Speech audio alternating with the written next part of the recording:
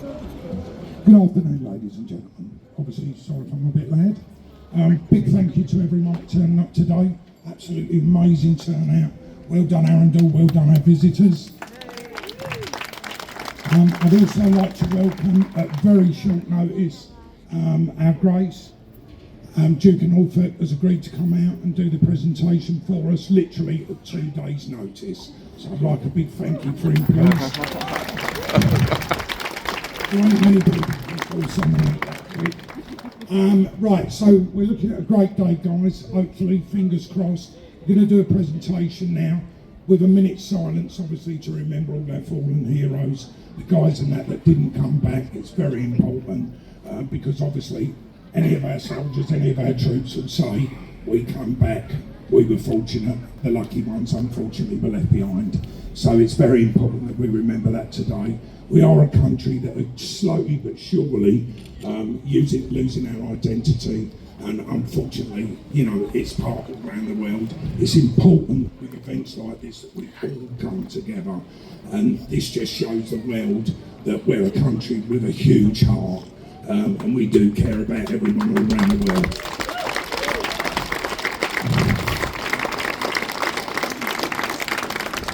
So on that note, I'm going to pass you over to our Grace. Thank you very much for supporting us today, sir. Thank you.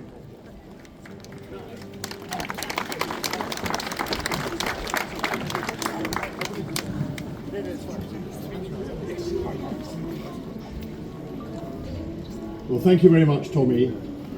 We're all gathered here today to remember with enormous gratitude the events of 80 years ago, when under Churchill's leadership, our country, with the help of our allies, finally defeated Nazi tyranny, which Hitler was trying to impose on us.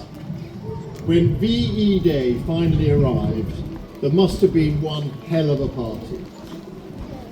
And today we are deeply honoured that we have amongst us a member of that wartime generation, Fleet Air Arm Mechanic Tommy Simmonds.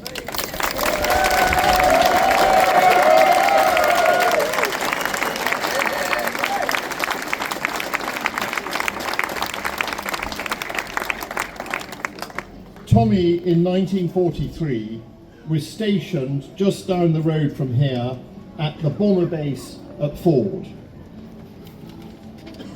Tommy saw repeated active service behind enemy lines in occupied France, delivering wireless sets direct to the French resistance. And on one occasion, he was sent out to repair a damaged Mosquito bomber before flying back in it with an RAF pilot. An incredible feat. Tommy and I also have more in common than he might think, because during the war, his commanding officer at Ford was my grandfather, Wing Commander Gerald Constable Maxwell. Do you remember him? My grandfather on my mother's side was a fighter, a Royal Flying Corps fighter ace during the First World War. If nowadays anyone came even close to achieving the acts of bravery which Tommy did during the war, they would be given a gallantry medal by the King. But back then, Tommy was just an ordinary member of a whole generation who were far from ordinary. So as we stand here today, we thank that whole wartime generation for their blood, sweat and tears, their sacrifice over 6 long years, and above all for their courage, which has allowed all of us nowadays to live in peace, but even greater than this, to live in freedom. A pearl of great price. And we must shout this from the rooftops, and we must never ever forget it. So thank you, Tommy, for all you have given to our great country over 100 long years. We wish you good health and happiness for many years to come. And I, for one, am honoured to be able to say I have shaken you by the hand. Thank you.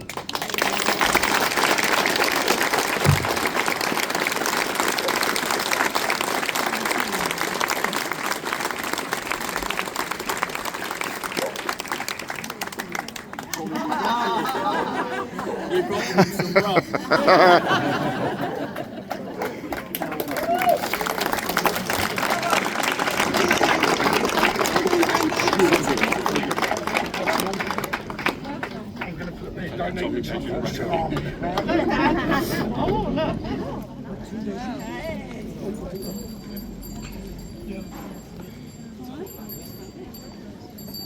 do you follow words like that?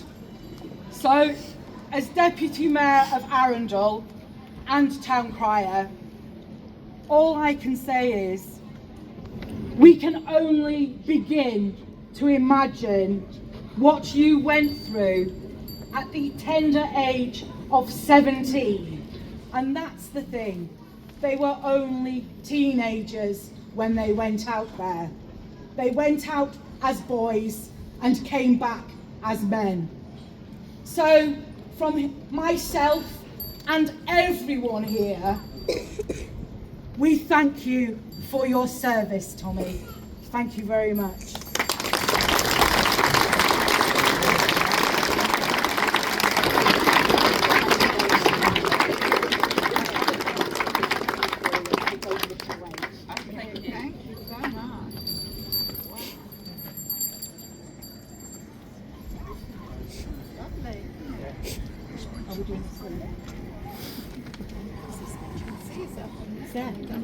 Top pocket.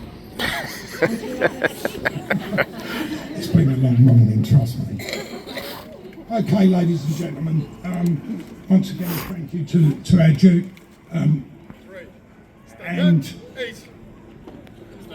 thank you, gentlemen, and to Angela. Lots of people have been messaging me over the last week. The phone ain't stopped, I've got to be telling you. Got probably about 200 phone calls last night. Main issue was who were the servicemen that we put along the causeway. We did have 57 plaques up there, but unfortunately we only have 24 now. But let's move on from that. I think what we need to respect is in VE Day, yes, it did finish on the 8th of May, 1945. The weather was very much how it was today until 1400 hours where it started to rain. But the British people came together. They celebrated in the streets with children's parties and everything else. It's really important that after the 8th of May 1945, not everything had finished. We still had battles and our servicemen going on in Japan. That didn't finish till August. If the fly past does come over whilst I'm speaking, I will stop.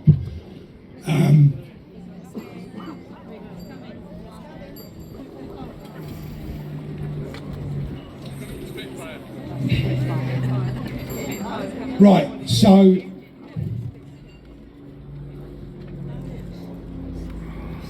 to be honest, the Air Force had never been on time. Right, so obviously we need to remember, obviously Victoria in Japan was in August. We still lost lots of troops, approximately 146,000 British servicemen and women died at VJ in Japan. So obviously remember, in August, Victoria in Japan, a lot of people don't understand what that stands for. It was an important battle. We lost so many servicemen, not as many as the Second World War. I'd like to just welcome anyone that's from European countries. I did have a really sad situation yesterday where a gentleman came into my shop to actually apologise. He was German. And I feel that, you know, times as we go on now, we have to forget about what happened yesterday and start concentrating on what's happening today, because there's too many people in this world that are worried that things that happened 100 years ago.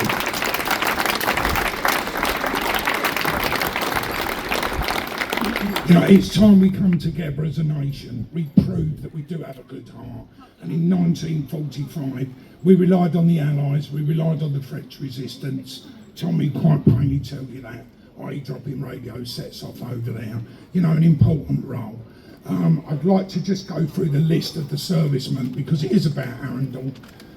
So the servicemen we currently put up over the last week: Peter Phillips, 1943. George Barrett, 1943. Philip Ayling, 1918. Sergeant D. Sneller, 1958. George Gringer, 1943. Cyril Myskoff, A. Nick, 1944. Tommy Simmonds, 1943, but I think he's telling a little fib there. It's a little while after that. Gerald Johnson, 1943. Sergeant Hopkins, 1937. Edward Sopp, currently serving, 2024. Roy George Spears, 1944, D-Day veteran. Ethel May, 1943. The Right Honourable Reverend Maurice Wood, 1944, D-Day veteran. Rosemary Peck, 1944, AI Bletchley Park. I'm going to stop you on AI because a lot of the teenagers today think AI started 6 months ago with their iPhone. But it actually started in 1931, so we're not behind. Edward McLeave, 1942. Charles James Hudd, 1941. Winifred Hart, 1942. Kenneth Street, 1940. William Beasley, 1943. Leslie John Myskoff, 1944, awarded the Oak Leaf for gallantry. Dave Phillips, 1980. Ethel May, 1943. Clifford Alderton, 1943. Benjamin Rogers, 1917. Ladies and gentlemen, most of these people gave you their yesterday for your today. It's important that we remember it wasn't about Britain, Germany, France. It was about everyone, even to the extent of the Holocaust. The Holocaust is something we can never ever let happen again. Never.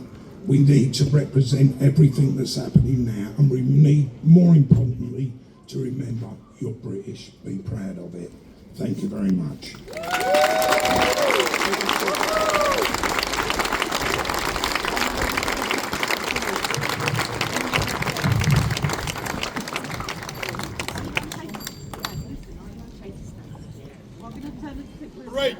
Red, chunk. Turn the wheels round. Turn the wheels round. And hold over. Turn the wheels round. Hold yourself up. That's it. Yeah. Right to sleep.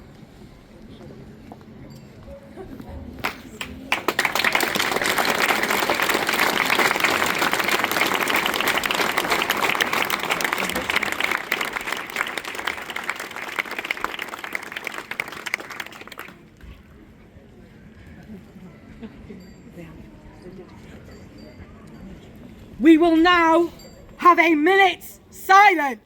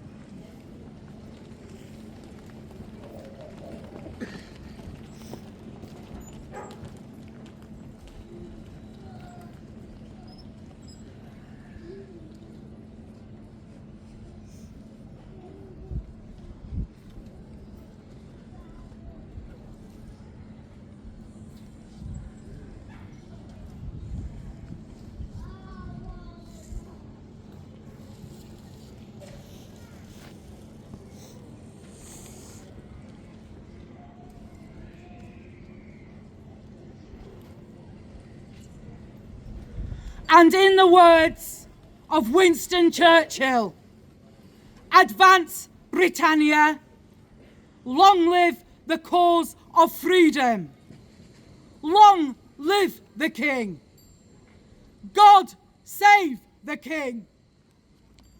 3 cheers for the King. Hip hip, hooray! Hip hip, hooray! Hip hip, hooray! Ladies and gentlemen, boys and girls, the children's street party will now begin, and everyone have a wonderful day today, and thank you all for coming.